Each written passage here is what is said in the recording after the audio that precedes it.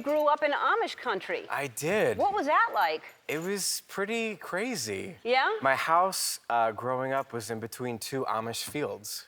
Like how much land between, to me, it sounds like utopia. It sounds like just land and not that many cars. And... Yeah, it was very idyllic. There was Amish buggies on the road.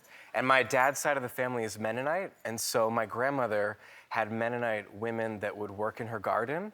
And I would drive them home. Now, what do they dress like? What do the Mennonites dress like? Like the Amish? Mennonites are sort of like watered down Amish.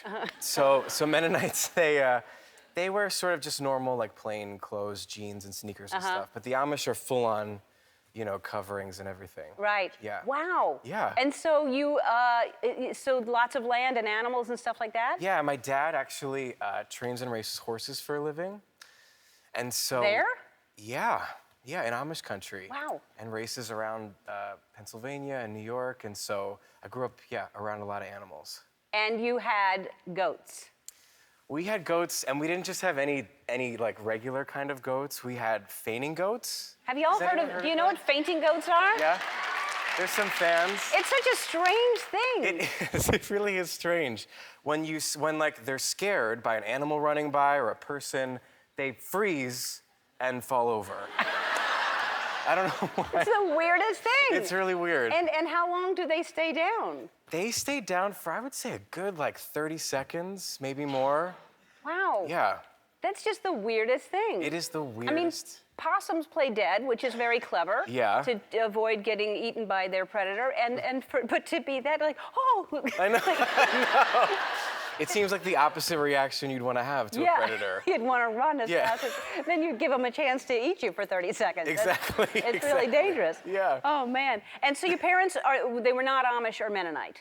My dad was Mennonite. He grew up Mennonite, yeah. Okay, but they were, and is that, forgive me for my ignorance, but can you listen to music and watch TV and stuff? Mennonites, it's a little like Footloose. There's no... In that there's no, you're not allowed to, it's just sort of conservative, there's no dancing, that kind of thing. It's sort of very humble, very plain folks. So you can listen to music, you just can't dance to it? Can you listen to music? You can definitely listen to church music. Oh, you can listen? Yeah. But so were they supportive of you becoming an actor? Yeah, actually, I did a show in New York called Spring Awakening. And my mom, before she'd even seen the show, brought a busload of people from our hometown in Lancaster to come see Spring Awakening. And for those of you who haven't seen it, it's a show about young people having their sexual awakening. And so we called them the Mennonite Bus coming up to see the show. And my parents, I did it with Leah Michelle. We had a simulated sex scene, and they were horrified. But by the end of the show, it was the loudest applause we'd ever gotten for a performance. They were incredibly supportive. And then my mom brought up 5 more bus trips after that. Wow. Well, I bet they were excited by that, for sure. You got to see what they're doing. Exactly. We're doing it wrong. But I mean, didn't you warn them? Didn't you tell them what the play was about? I did, but I was a little nervous to give them all of the specifics. Yeah. And she had sort of organized the bus trip without kind of telling me. Well, then it's her own fault. Exactly. Yeah.